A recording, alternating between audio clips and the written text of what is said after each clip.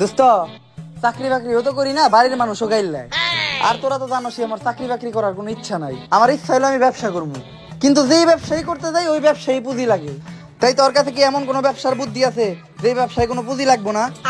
আছে তো, তুই চুরি কর, চুরি করতে কোনো পুঁজি লাগে না, আর এতে ইনকামও ভালো। কিন্তু আমার ডর করে যদি ধরা খাই। আরে বেটা তুই ধরা খাবি কে? রাইতে বেলা চুরি করবি? এইটা ভালো বুদ্ধি দিছস, ধন্যবাদ দোস্ত। কিরে দোস্ত, তুই তো দেখা যায় নতুন গাড়ি কিনা লাইছস। আরে এই সবই তো তোর বুদ্ধি। তোর বুদ্ধি হই না, কালকে রাত্রে এক বাড়ির থেকে 15 লাখ টাকা চুরি করছি। 5 লাখ টাকা দিয়ে এই গাড়িটা কিনছি, আর 10 লাখ টাকা দিয়ে এখন জমি কিনতে যাইতাছি। দোয়া করিস দোস্ত। কিরে দোস্ত তুই কবার উনস তাই? কি? আরে কালকে রাত্রে তো তোর বাসা থেকে 15 লাখ টাকা চুরি হয়েছে। হালাই কামটা করছে কি? এই তুই বাকি টিয়া দিয়ার জমি কিনিস না, ওই টিয়াটা আমার দিয়া যা। বাইগান।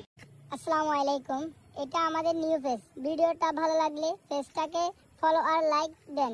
ভিডিওটা কেমন হয়েছে অবশ্যই কমেন্টে বলে যাবেন। ধন্যবাদ।